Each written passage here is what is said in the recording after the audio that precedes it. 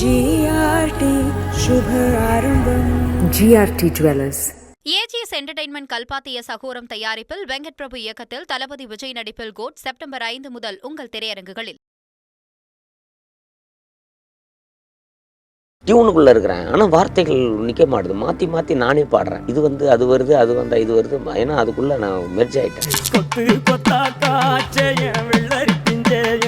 பழகின ஒரு இசை, ஆனால் அந்த வார்த்தைகள் உள்ள வரும்போது வலியாக இருந்தது.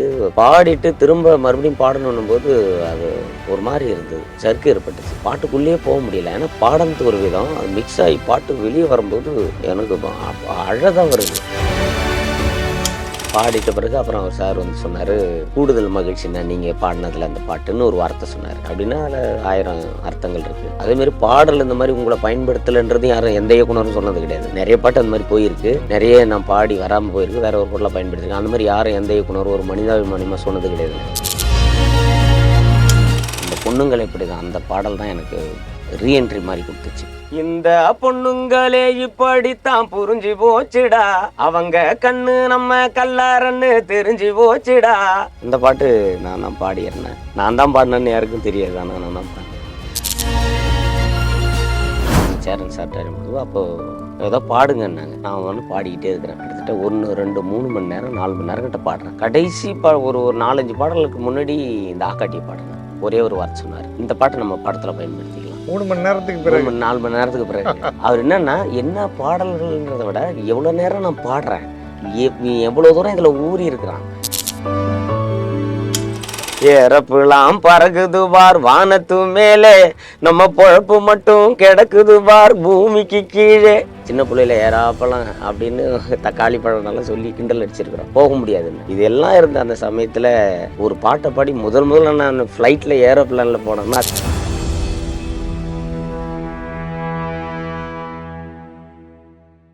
வணக்கம் சார். வணக்கம். வாழை திரைப்படம் தமிழ்நாட்டில் பார்க்காத மக்களே இல்லைன்னு சொல்லலாம். அந்த அளவுக்கு பட்டி தொட்டியெல்லாம் ஹிட் ஆகிருக்கிற ஒரு படத்தில் பாதவத்தின்ற பாட்டு வந்து உங்கள் குரலில் வந்திருக்கு. ரொம்ப ரொம்ப சந்தோஷமாக இருக்குது உங்களை சந்திக்கிறதுல. ரொம்ப மகிழ்ச்சி. உங்களுடைய பயணத்தை பற்றி சொல்லுங்கள் சார். செய்பயணம் அப்படின்னா, நான் வந்து 1990களிலே தொடங்கிட்டேன். 90களிலே மேடை, சிறு சிறு மேடைகள்லாம் ஏறினது. அதுக்கடுத்து நாட்டுப்புற பாடல் 92ல் பாட ஆரம்பித்தேன். அந்த அந்த இசை பயணத்தோட இசையும் படிக்கணுன்ற ஆர்வம் வந்தது. அப்போது 95ல் இசை படிக்க கல்லூரி, கொஞ்சம் வயசு கடந்து தான் படிக்க போனேன். இசைக்கல்லூரி படிக்க போனேன். அப்புறம் அங்கே போனால் அங்கே சங்கீதம் கற்றுக் கொடுத்தாங்க, செவ்விசை இதெல்லாம் கற்றுக் கொடுத்தாங்க. அதன் பிறகு வந்து நிறையா திரை இசை பாடல்கள், நாட்டு பாடல்கள், அப்புறம் இசை படிக்க போனதுனால தமிழ் இசை மேலே நிறைய ஆர்வம் கொண்டு தமிழ் இசை பாடல்கள் பாட மேடைகள் ஆரம்பித்தோம். இப்போ 3 வடிவத்துலேயும் நம்ம பயணிக்க ஆரம்பித்தோம். அப்புறம் அதன் பிறகு வந்து அப்புறம் தேட்டர் ஆர்ட்ஸு, மியூசிக்கில் அதுக்கு நிலையில் தேட்டர் ஆர்ட்ஸ் படித்தேன். தேட்டர் ஆர்ட்ஸ் முடிச்சுட்டு பிஹெச்டி வந்து தஞ்சாவூர் யூனிவர்சிட்டியில் ஆராய்ச்சி பண்ணி அதில் முனைவர் பட்டம், இசை சார்ந்து நாடகங்களில் இருக்கிற இசையை வச்சு அதில் நான் பட்டம் வாங்கியிருக்கிறேன், முனைவர் பட்டம். அந்த வேலையிலே எனக்கு மேடைகள், பல்வேறு மேடைகள், மக்கள் இசை மேடை, திரை இசை மேடை, தமிழ் இசை மேடை கிடைச்சாலும் திரையில் வந்து 2004 தான் எனக்கு முதல்ல வாய்ப்பு கிடைச்சிது. தவமாய் தோம்புறது படத்துலேயும் கில்லி படத்துலேயும் எனக்கு அந்த சின்ன சின்ன வாய்ப்புகள் கிடைச்சிது. என்ன பாடல்? தவமாய் தோம்புறது அந்த ஆக்காட்டி பாடல். ஓகே. ஆக்காட்டி வந்து தான் எனக்கு மிகப்பெரிய ஒரு உலகத் தமிழர்களுக்கெல்லாம் ஒரு பெரிய அடையாளமாக எனக்கு கொடுத்தது முதல்ல அதுதான். Okay okay. அந்த பாடலுக்கு பிறகு நிறையா என்ன பாட்டு? கில்லியில் அந்த தீம் மியூசிக் வரும் பாருங்க, கபடி கபடி கபடி, அந்த தீம் மியூசிக் நான் பண்ணது தான். வித்யாசாகர் சார் முதல்ல அந்த வாய்ப்பு கொடுத்தாங்க. அதன் பிறகு நிறைய படம் அவங்களுக்கு வித்யாசாகர் சாருக்கு ஒரு 5-6 படம் நான் பாடியிருக்கிறேன் அவருடைய இசையில். அதன் பிறகு வந்து சபீஷ் முரளி அவங்களுடைய இசையில் பாடியிருக்கிறேன். அப்புறம் தேவா சாரோடைய, ஸ்ரீகாந்த் தேவா அவங்களுக்கு, அப்புறம் வந்து ஹார்ஜரே சார் அவருடைய இசையில் பாடியிருக்கிறேன். சத்யா சார், இமான் சாருக்கு தான் ஒரு பெரிய மறுபடியும் மிகப்பெரிய ஒரு எனக்கு ஒரு ரீஎன்ட்ரி கிடைச்ச மாதிரி அந்த பாட்டு. அப்புறம் சத்யா சார், அப்புறம் இப்படி எல்லாருமே, யுவன் சங்கர் ராஜா சார் அவருடைய படத்தில் கடம்பலில் பாடியிருந்தேன். இது மாதிரி நிறைய கிட்டத்தட்ட ஒரு 200 படங்களுக்கு மேலே பாடியிருந்தாலும் ஒரு 100 படங்களுக்குள்ளே தான் வந்திருக்கு. அதே போல் ஜிவி சாருடைய இசையில் பாடியிருக்கேன், பரதேசி பாலா சாருடைய படத்தில். இந்த மாதிரி நிறையா இசை பயணம் அப்படியே தொடர்ந்து திரைத்துறையில் வந்துகிட்டு இருக்கு. மாரி செல்வராஜ் சாரை நீங்கள் எப்படி சந்திச்சீங்க? இந்த பாடலுக்கான வாய்ப்பு உங்களுக்கு எப்படி வந்தது?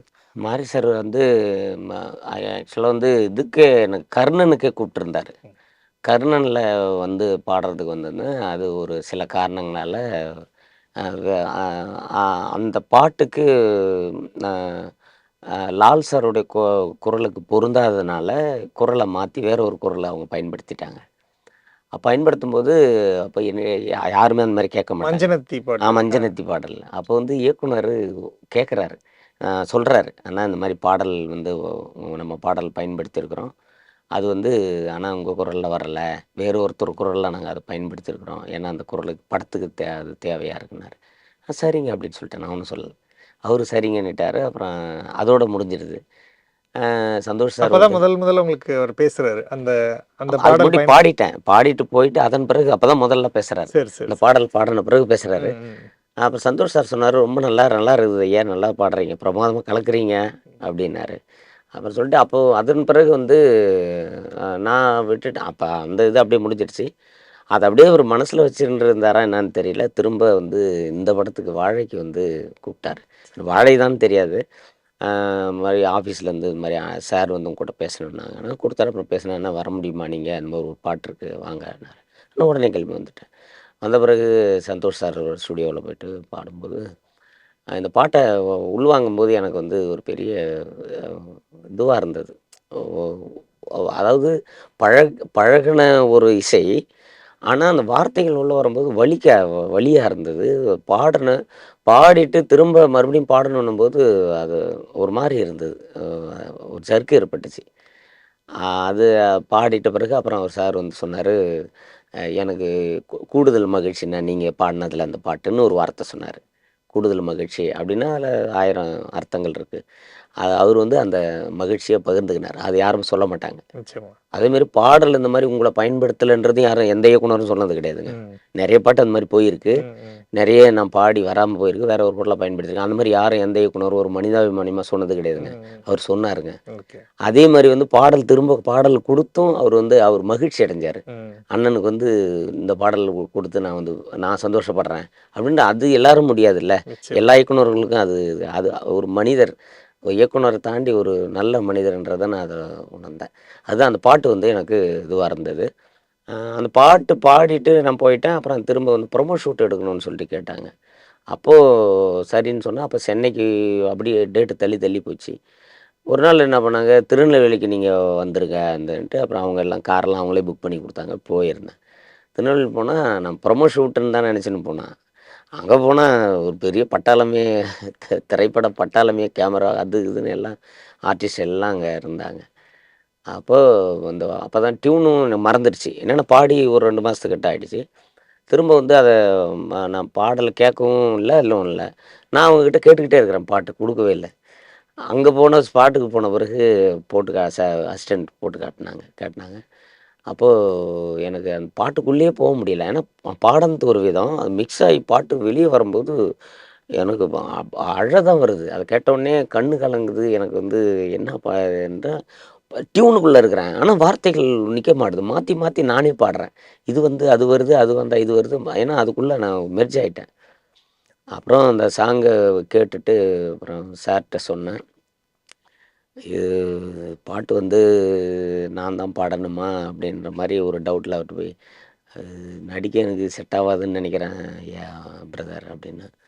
இல்லை நான் ஏன்னா நீங்கள் பாடுவீங்க, நீங்கள் அதெல்லாம் பண்ணிவிடுவீங்க, நீங்கள் தான் பண்ணுவீங்க, அதை நீங்கள் தான் பண்ணுறீங்க, மறுபடியும் கேளுங்க. நான் சொன்னேன், பாட்டே உள்ளே போகலைங்க எனக்கு ஓப்பனாகவே சொன்னேன். புரியலையா? நான் இல்லை புரியல, அது இன்னும் தெரியல, எனக்கு உள்ளே போக மாட்டேது, பாட்டு ஒரு மாதிரி எனக்கு வலிக்கிற மாதிரி இருக்குன்னு. இல்லை நீங்கள் போங்க, அது பாட்டுன்னு நீங்கள் தான் அது பண்ணணும், நான் இந்த களத்தில் நிற்கிற கலைஞனே வச்சு பண்ணணும்னு நான் நினைக்கிறேன், அது நீங்கள் தான் அது அப்படின்னு சொல்லி மறுபடியும் அனுப்பிச்சு மறுபடியும் கேட்க வச்சு உடனே நான் ரொம்ப இதாகிட்டேன். ஒருநிலைப்படுத்தி மறுபடியும் வந்து உடனே ஒரு 2 மணி நேரத்தில் எடுத்துட்டாங்க சர்னு. லைட்டிங்கும் போகிற நிலைமை இருந்து. அதுதான் எனக்கு அவருக்குமான பெரிய ஒரு ஆமாங்க. விஷயம். அது மாதிரி எந்த இயக்குனரும் மெனக்கெட்டது கிடையாது. என்னோட இதெல்லாம் சொல்கிறேன், என்னோட இதில் எந்த இயக்குனரும் அந்த மாதிரி மெனக்கெட்டது இல்லை. அந்த மாதிரி அந்த பாடலை இப்படி கொண்டு வருவார்னு எனக்கும் தெரியல. எனக்கு மிகப்பெரிய ஒரு அது எனக்கு அப்பா அம்மா செஞ்ச புண்ணியம்னு நான் நினைக்கிறேன். நிச்சயமா நேர்மையா ஒரு விஷயத்த வந்து அது பண்றது எந்த இயக்குனருமே பாராட்டுக்குரிய ஒரு விஷயம். ஆமாம் ஆமாம் ஸோ நீங்க திரையிலையும் உங்க முகம் பார்த்து படம் ஆமாம். ரிலீஸ் ஆகி போய் கடைசி அந்த 20 நிமிஷம் வந்து இன்னைக்கு எல்லாரும் கொண்டாடுறாங்க. நீங்க எப்படி இருந்தது தியேட்டர்ல பார்க்கும்போது அந்த லாஸ்ட் தேட்டரில் 20 மினிட்ஸ்? தேட்டரில் பார்க்கும்போது எனக்கு படம் வந்து ஒரு 20 நிமிஷத்துக்கு முன்னாடியே எனக்கு பார்க்க முடியல. பார்க்க முடியலன்னா ஃபீல் ஆயிடுச்சு. என்னடா பாட்டு இது வரைக்கும் வரலன்னு. நம்ம பாட்டு வரல இது வரைக்கும்.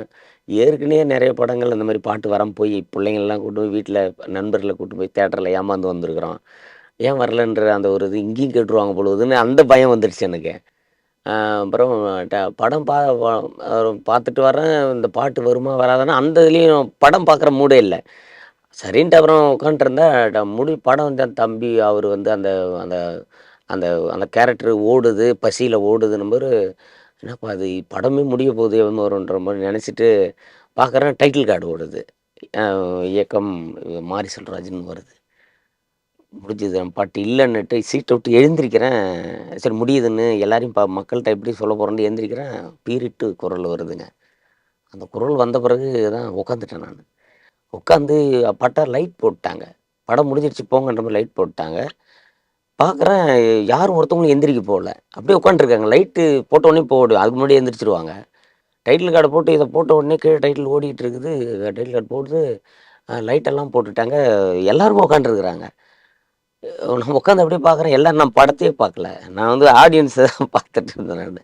எனக்கு இன்னமும் அத நினைச்சா ஒரு மாரி கண்ணு கலங்குது. அந்த அந்த எமோஷனல். அது படத்த காதுல கேட்டுக்கிட்டு இருக்கேன். மக்கள் எந்திரிக்கிறாங்களா இல்லையான்னு பார்க்குறேன். கடைசி வரைக்கும் மக்கள் எந்திரிக்கல. உட்காந்து அவங்க பார்த்துட்டு கண்ணீர் விட்டுட்டு ஒருத்தவங்க முடிஞ்ச பிறகும் ஒரு சிலர் சீட்ட விட்டுல அப்படியே அப்படியே உட்காந்துட்டு இருந்தாங்க. யாரும் எந்திரிக்கல. நான் எழுந்திரிச்சு என்னால யார்ட்டயும் பேச முடியல. பாட்டு வந்துருச்சு பரவால்ல சந்தோஷம்னு. நான் அதோட வெளிய போறேன். யாருமே பேசிக்கல ஒருத்தவங்க. அமைதியா தியேட்டர்லேருந்து எல்லாம் வெளிய வந்து நிக்கிறாங்க. என் கூட வந்தவங்க அப்புறம் தான் வந்து கை குடுத்து பயங்கரமா இருந்தது பாட்டு. ஐய்யய்யோ! என்னான்னு பேசவே முடியல. அந்த பாட்டு இந்த படம் ஒரு பக்கம் வர அந்த பாட்டு வந்து எல்லாரையும் எங்களெல்லாம் ஒரு மாரி பண்ணிடுச்சு. அப்படின்னோனே தான் எனக்கு பாட்டு இப்ப நல்லா இருக்குது போலது. எனக்கு சிந்தனை ஃபுல்லா இங்க இருக்கு. மக்கள் இந்த படமும் நமக்கு கை குடுக்குமா? அப்படின்ற அந்த கவலை வந்துடுச்சு எனக்கு. இது நான் டவுட்லயே என்ன பண்ணேன், முன்னாடி நாள் போறதுக்கு காலையில படம் படம் வந்து 23 காலையில ரிலீஸ் பண்றாங்க. நான் 23 காலையில உதவி இயக்குனருக்கு ஃபோன் அடிச்சு அவங்களுக்கு கேட்டேன் பாட்டு இருக்கான்னா, "ஏங்க இருக்குதுங்க" அப்படின்றாங்க. இதுக்கு முன்னாடி தான் இன்னொரு படத்துக்கும் நான் அதே மாரி கேட்டேன். இருக்குதுன்னாங்க. ஆனா அந்த படத்துல இல்ல. இல்ல. ஓகே. எனக்கு அதே டவுட் இங்க வந்துருச்சு. ஏன்னா இருக்குதுன்றாங்கன்ற மாரி எனக்கு அந்த ஒரு என்னால நெறைய படம் அந்த மாரி ஏமாற்றம் அடைஞ்சிருக்கிறேன். ஆனால் இந்த படம் வந்து எனக்கு மிகப்பெரிய இந்த ஒட்டுமொத்த ஏமாற்றமும் மிகப்பெரிய ஒரு வெளிச்சத்த எனக்கு குடுத்துருக்குது. அதனால இந்த நேரத்தில நான் மாரி செல்வராஜ் ஐயாவுக்கும், அந்த ஒட்டுமொத்த குழுவுக்கும் நம்மளுடைய குமுதம் சார்பா கூட நான் நன்றியை தெரிவிச்சுக்கிறேன் இதன் வழியா. நிச்சயமாண்ணா. இந்த பாடலுடைய வரிகள் வந்து ரொம்ப உள்ளார்ந்த அர்த்தம் இருக்கிற வரிகளா ம். இருக்கு. பாதவத்திங்கிறது என்ன அப்படின்னு உங்களுக்கு மாரி செல்வராஜ் அந்த பாட்ட அவர் தான் லிரிசிஸ்ட். அவர் தான் ம். எழுதியிருக்காரு. ஸோ அவரு அத சொல்லும்போது எப்படி அந்த சீன பத்தி சொன்னாரா? அந்த மூட உங்களுக்குள்ள எப்படி கடத்துனாரு? இல்ல அவரு சீனெல்லாம் சொல்லல. சீனெல்லாம் எதுவுமே அவரு ம். கடத்தல. பாட்ட கேட்டேன், டியூனா கேட்டேன். ஒரு வார்த்தை மட்டும் சொன்னாரு. "அண்ணா இது ஒப்பாரிங்கண்ணா இது. ம். ஒப்பாரி வடிவம் இது. உங்களுக்கு நீங்க" இன்னொன்னு சொன்னாரு. "இந்த ஆக்காட்டி பாடல் பாட்டு நீங்க தானே பாடுனது அண்ணன். ஆ அந்த மாரியான ஒரு இதுதான் இது. ஒப்பாரி தான. இது உங்க களம் தான்" அப்படின்றத சொன்னாரு. கதையெல்லாம் சொல்லல அவரு. ம். இந்த டியூனா குடுத்தாரு. நம்ம அத வந்து அப்படியே அது முழுக்க இசையமைப்பாளர் வந்து அது என்ன தேவை ம். அப்படின்றத சந்தோஷ் நாராயணன் சார் வந்து அத கேட்டு என்கிட்ட அத வாங்கிட்டாங்க. Okay, okay, okay. வார்த்தைகள் இப்ப அந்த பாதவத்தின்றதுக்கான அர்த்தம் உங்களுக்கு முன்னாடியே தெரியுமா? அந்த பாட்டு பாடுறதுக்கு ஆமா. முன்னாடி? பாதவத்தின்றது எனக்கு தெரியும். ம். ஏன் தெரியும்னா, எனக்கு எல்லாருமே தென் மாவட்டங்கள்ல இருக்கிறவங்க தான் எனக்கு வட்டார பழக்கம். என்னன்னா ஓகே, தவில் நாசரம் வாசிக்கிறவங்க அங்க இருந்தா வருவாங்க. ஓகே. கரகாட்டம் ஆடுற அக்காங்கலாம் அங்கேருந்து வருவாங்க. நமக்கு மதுரை, ம். திருநெல்வேலி, அப்புறம் வந்து இங்கே தஞ்சாவூர் ம். இந்த பக்கம்ந்து வருவாங்க இல்லைங்களா? அதனால அந்த வார்த்தை எனக்கு பழக்கப்பட்ட வார்த்தை. ஆனாலும் வந்து பாதவத்தின்னு ஏன் அது வந்து பாதவத்தி நானுன்னு பெண்ணு பாடுறது, ஏன் நம்மள பாட சொல்லிக்கிறான்ற டவுட்ல தான் பாடிக்கிட்டு இருந்தேன் நானு. ம். அது மட்டும் இது பண்ணேன். ஆக்சுவலா பெண் பாட வேண்டிய பாட்டு அது. ம். ம். பெண் குரல்ல இருக்க வேண்டிய பாட்ட நம்மள பாட வைக்கிறாரேன்னு யோசிச்சுக்கிட்டே தான் நான் அத பாடுனேன். ஆனா பாடி முடிச்ச பிறகு தான் தெரியுது, அந்த முழுக்க பாடல் முழுக்க நான் தான் பாடியிருந்தேன். ஓகே. அந்த இந்த ஹம்மிங் இதெல்லாம் கூட இது மட்டும் அப்புறமா இல்ல அதுவும் நான் தான் பாடியிருந்தேன். அப்புறம் ஓகே. திரும்ப வந்து அது மாத்தி இருக்கிறாங்க. ஓகே. கொஞ்சம் மாத்தி ஓகே. வச்சிருக்காங்க. ஓகே. பெண் குரல்ல வச்சிருக்காங்க. ஆ. அப்போ எனக்கு அந்த டவுட் இருந்தது. ஓ! ஆக்காட்டி மாரி ஆக்காட்டியும் வந்து பெண் தாய் பாடுற மாரி தான். அப்ப அந்த மாரி இது தாய் பாடுற மாரியே நம்மள பயன்படுத்துறாரு போல இருக்குன்னு நெனச்சுட்டு நான் போயிட்டேன். ஆனா படத்துல இப்படி வச்சு எனக்கு அததான் சொல்றேனே, அது கிடைக்கும் எல்லாருக்கும் பாடல்கள் கிடைக்கும். ஆனா மக்கள் சார்ந்து இயங்குறவனுக்கு இப்படி ஒரு பாட்டு கிடைக்குதுன்போது, இதுதான் இத விட என்ன நமக்கு. கண்டிப்பா. மிகப்பெரிய ஒரு அங்கீகாரம். அது அந்த பொண்ணுங்களே வந்து மிகப்பெரிய அங்கீகாரம். வருத்தப்படா வாலிபர் சங்கம் படத்துல இமான் சார் தான் வந்து கிட்டத்தட்ட ஒரு 10 வருஷத்துக்கு முன்னாடி, அதாவது 2004ல திரைத்துறைக்கு நான் கால் எடுத்து வச்சேன்.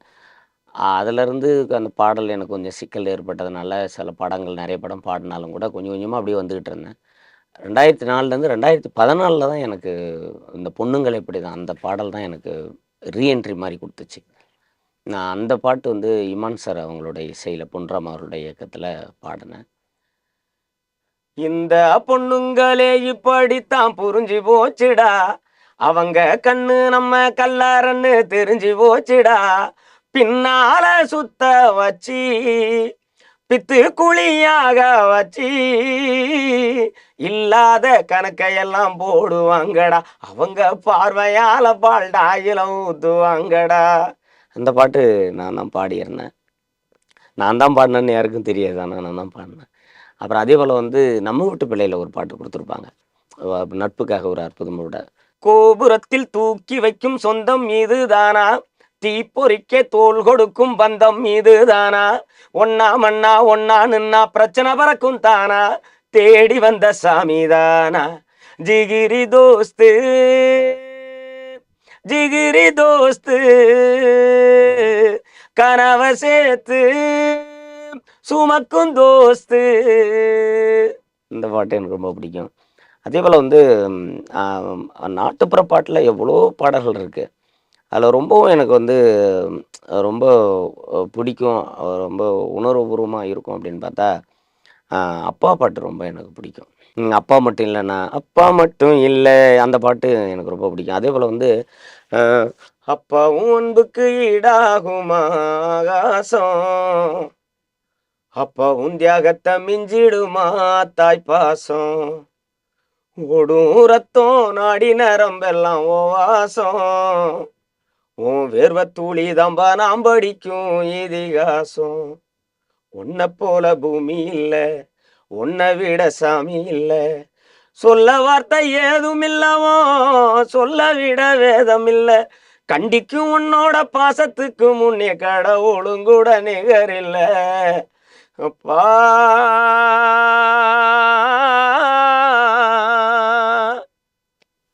இது அதே போல் வந்து ஆக்காட்டி பாடலில் எனக்கு வந்து மிகப்பெரிய ஒரு அங்கீகாரம் கொடுத்த பாட்டு.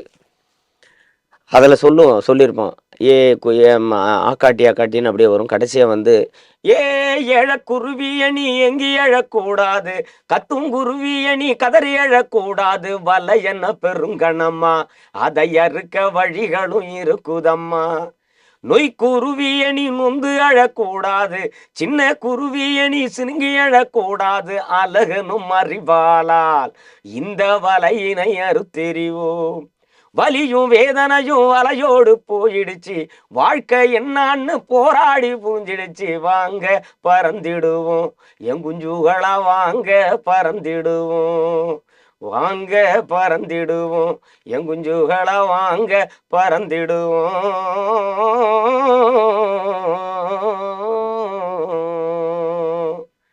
இந்த பாட்டெல்லாம் எனக்கு மட்டும் பொருந்தும், எனக்கும் பொருந்தும், எல்லா மக்களுக்கும் இது பொருந்தும்.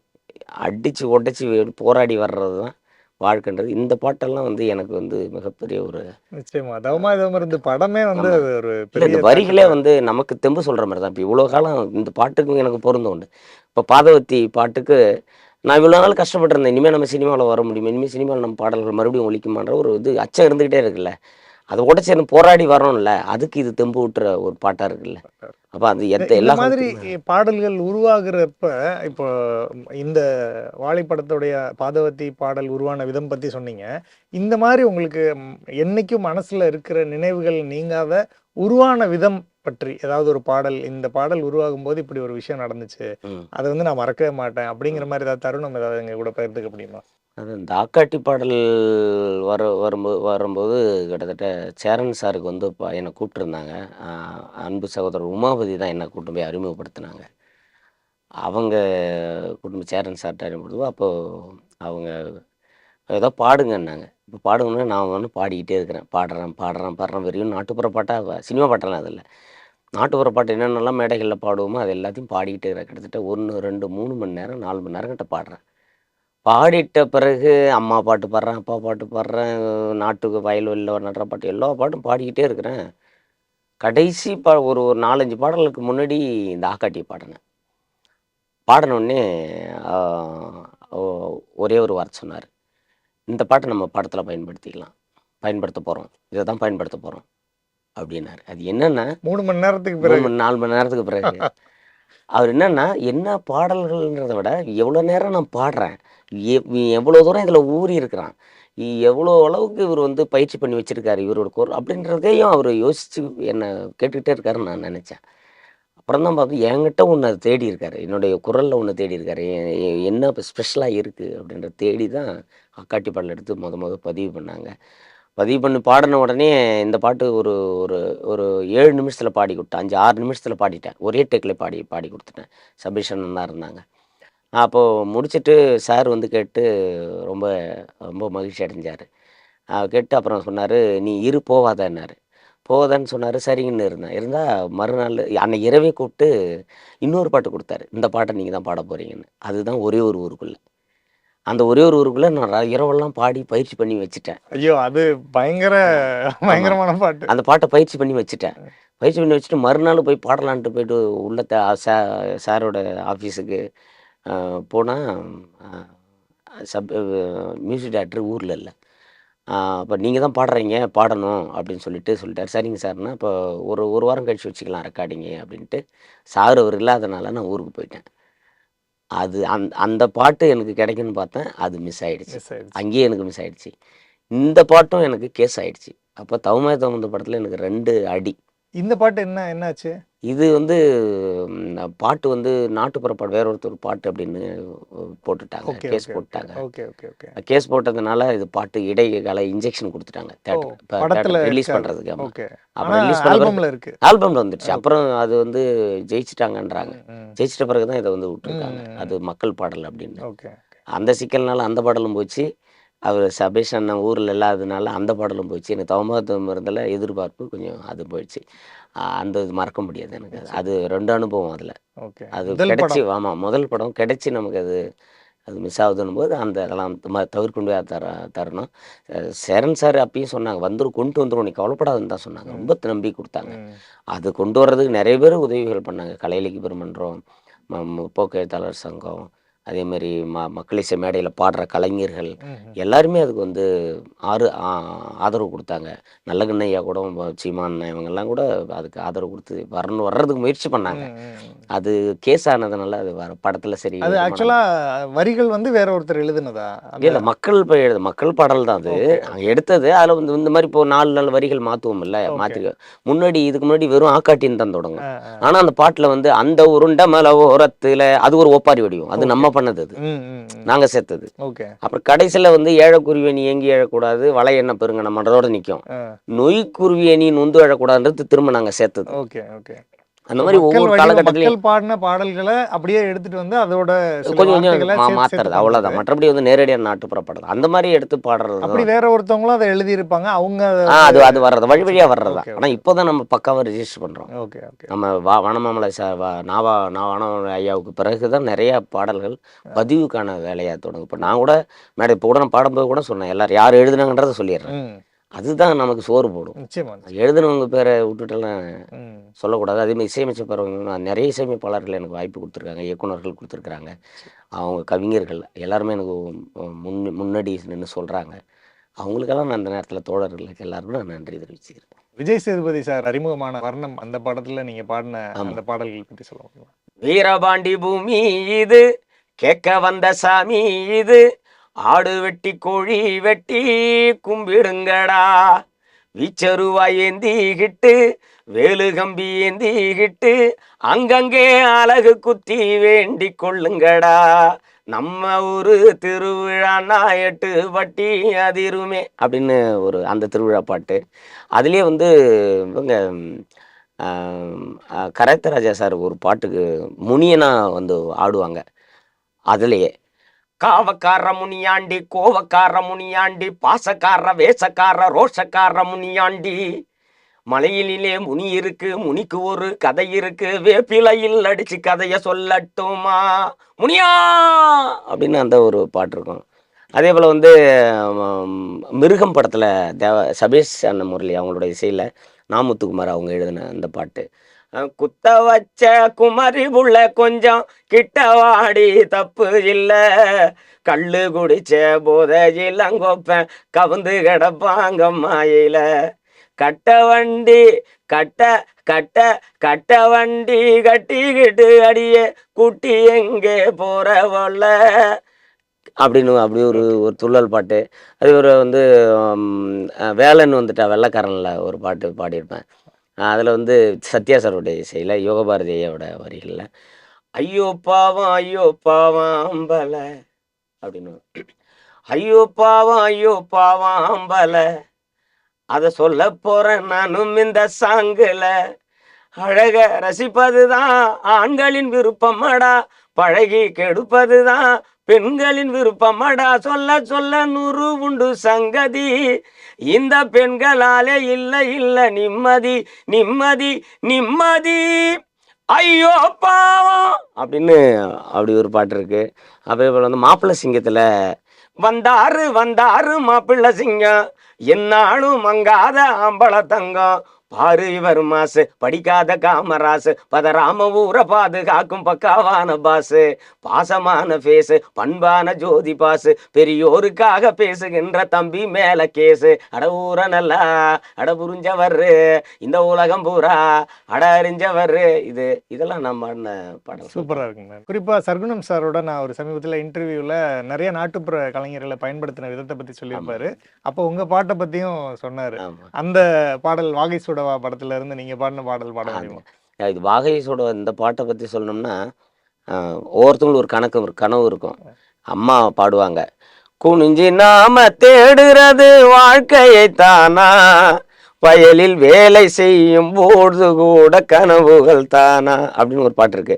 ஏறப்பெல்லாம் வானத்துல பறக்குது பாரு, ஏழை கனவு போல ஒசக்க போய் கரையுது பாரு, ஏறப்பெல்லாம் பறக்குது பார் வானத்து மேலே, நம்ம பொழப்பு மட்டும் கிடக்குது பார் பூமிக்கு கீழே அப்படின்னு.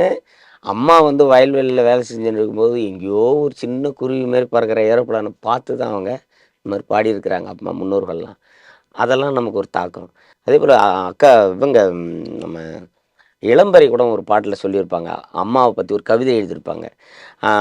நேராக குதிக்கணுமா, இப்போ ஏரோப்ளானாமே எப்போ எட்டி பறக்குமாமே, அது நின்றுக்கிட்டு போகணுமா இல்லை உட்காந்துக்கிட்டு போகணுமா இல்லை நேராக குதிக்கணுமா இறங்கணுமான்னு தெரியாதுன்னு ஒரு பாட்டு எழுதியிருப்பாங்க. அம்மாவுக்கு டவுட்டு அப்படியெல்லாம் இருக்கும்னு ஒரு பாட்டு எழுதியிருப்பேன். நான் இசையமைச்சு பண்ணியிருப்பேன். அந்த பாட்டையும் எனக்கு மனசுக்குள்ளே ஒரு மாதிரி இருக்கும். அப்படி ஏரோப்ளான் நமக்கும் ஒரு கனவு. சின்ன பிள்ளையில ஏறாப்பெல்லாம் அப்படின்னு தக்காளி பழம்னாலும் சொல்லி கிண்டல் அடிச்சிருக்கிறோம், போக முடியாதுன்னு. இதெல்லாம் இருந்த அந்த சமயத்தில் ஒரு பாட்டை பாடி முதல்ல நான் ஃப்ளைட்டில் ஏரோப்ளானில் போனேன்னா அது இதுதான் வாகை சுடவா தான். ஓகே, அதுதான் போய் முதல் எனக்கு ஒரு அங்கீகாரம் கிடைச்சது. தஞ்சாவூர் மாடத்தி பம்பர கொண்ட மாடத்தி அவ குந்தானியா மாடத்தி, கள்ளிக்காட்டு ஓரத்துல கண்டெடுத்த மாடத்தி, சாயங்காலம் வீடு வந்த தஞ்சாவூர் மாடத்தி பம்பர கொண்ட மாடத்தி அவ குந்தானியா மாடத்தி அப்படின்னு அந்த பாட்டு இருக்கும். ஓகே, ரொம்ப வித்தியாசமான ஒரு ஃபோக்லேயே அது ஒரு வித்தியாசமாக இருக்கும். ஆமா ஆமா, அதுவும் தம்பிராமையா சார் பாடுற ஆமா, மாதிரி அந்த பாடுற பாட்டுல மாதிரி வந்திருக்கும். அதில் ரொம்ப யதார்த்தமா இருக்கும். ஆமாம். அதே மாதிரி பட்டத்தரசன்லேயும் வந்து அந்த கபடி பாட்டு நான் தான் பாடியிருப்பேன். அந்த கபடி ராஜகிரண் சார் ஆமா பாட்டு. ஆமா ஆமா. அந்த கபடி சாங் நான் தான் ஜிஃபரன் சார் தான் அதில் பண்ணியிருப்பாங்க. ஓகே, அவங்களோட மியூசிக்கில் நான் பாடினது அது. சூப்பரா இருக்குங்க. நிச்சயமா அந்த உங்க மனசுல ஆழமா இருந்தா தானே அந்த வரிகள் வந்து ஆமா, ஆமா, ஈஸியா வரும். ஸோ எல்லா பாடல்களுமே ரொம்ப சிறப்பா இருக்கு. குறிப்பா இந்த படத்துக்கு, வாழை படத்துக்கு கமெண்ட்ஸ்ல பாத்தீங்கன்னா நேஷனல் அவார்டு இந்த பாட்டுக்கு கண்டிப்பா கிடைக்கணும் நன்றி. அப்படின்னு நிறைய பேர், அது ஒருத்தர் 2 பேர் கிடையாது, நிறைய பேர் அதை விருப்பம் தெரிவிக்கிறாங்க. ஏன்னா அது அந்த அளவுக்கு மக்களுடைய ஒரு ஒப்பாரின்ற அந்த ஒரு விஷயம் வடிவம் வந்து அது. வடிவத்தை ரொம்ப சிறப்பா எடுத்து காட்டியிருக்காங்க அந்த ஆமா. படத்துல. எனக்கு வந்து ரொம்ப ஒரு எமோஷனலான தருணமா இருந்துச்சு இந்த இன்டர்வியூ. நிறைய பாடல்கள் வந்து மனசுக்கு நெருக்கமான மண்ணிசை பாடல்களா இருந்தது. இன்னும் தொடர்ந்து நீங்க பெரிய உயரத்துக்கு போகணுங்கிறது என்னுடைய விருப்பம். நன்றிண்ணே. நன்றி. GRT शुभ आरंभम GRT Jewelers. ஏஜிஎஸ் என்டர்டெயின்மெண்ட் கல்பாத்திய சகோரம் தயாரிப்பில் வெங்கட் பிரபு இயக்கத்தில் தளபதி விஜய் நடிப்பில் கோட் செப்டம்பர் 5 முதல் உங்கள் திரையரங்குகளில்.